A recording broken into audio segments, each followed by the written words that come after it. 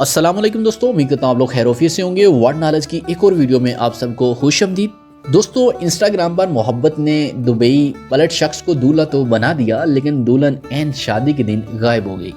दोस्तों, बहुत ही दिलचस्प टॉपिक है, बड़ा ही चटपटा टॉपिक है। बस आपने बने रहना है मेरे साथ, वीडियो के एंड तक जाना कहीं नहीं है। तो चलिए शुरू करते हैं आज का मौजू। दोस्तों, क्या कभी आपको किसी सोशल मीडिया साइट पर किसी से मोहब्बत हुई है? कोई इजहार हुआ है, कोई तकरार हुआ है? अगर नहीं हुआ तो फिर क्यों?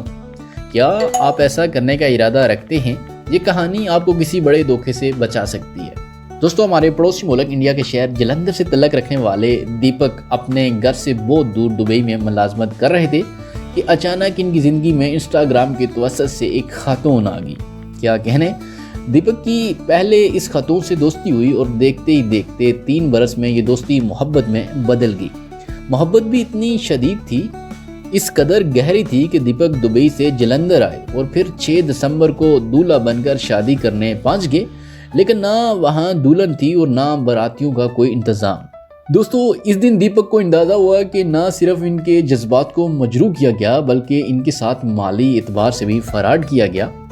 गुज़श्ता 7 बरस दुबई में गुजारने वाले दीपक के मुताबिक इंस्टाग्राम पर मिलने वाली इस खातून ने अपना तारफ़ बतौर एक वकील करवाया था। दोस्तों, दीपक का दावा है कि इनकी गर्लफ्रेंड ने इन्हें फ़ोन किया और कहा कि उन्होंने रोज़ गार्डन नामी मकाम को शादी के लिए बुक कर लिया है। इस रोज़ दीपक खूबसूरत लिबास ज़ेब तन किया और सजी हुई गाड़ी में बैठकर तकरीबन 100 बारातियों की उम्र शादी के मकाम पर पहुंचा। दोस्तों, दीपक कहता है कि जब हम इस मकाम पर पहुंचे तो वहाँ ना ही दुल्हन थी और ना इनके ख़ानदान का कोई फ़र्क। इसके बाद हमने फिर पुलिस को फ़ोन किया कि उन्होंने अपनी गर्लफ्रेंड की तरफ से बताए गए मकाम पर पहुंचने के बाद पहले उन्हें फ़ोन किया, जो कि लड़की ने काट दिया और फिर अपना फ़ोन ही बंद कर दिया। वो अपनी कहानी बयान करते हुए मज़ीद कहते हैं कि हमारी 5 दिसंबर तक अच्छी गुफ्तगू होती रही। हम तकरीबन 3 बरस से बात कर रहे थे और हमें कभी कोई मसला दरपेश नहीं रहा। मैंने कभी सोचा भी नहीं था कि मेरे साथ ऐसा धोखा होगा।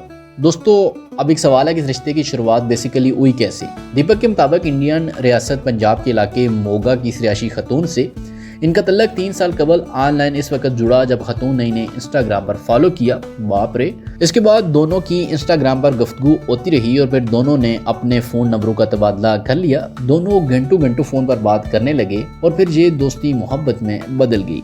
दोस्तों, दीपक का मजीद कहना है कि इस पूरे अरसे में लड़की और इनके ख़ानदान से भी फ़ोन पर रब्ता रहा, लेकिन दोनों ख़ानदान कभी आपस में मिले नहीं।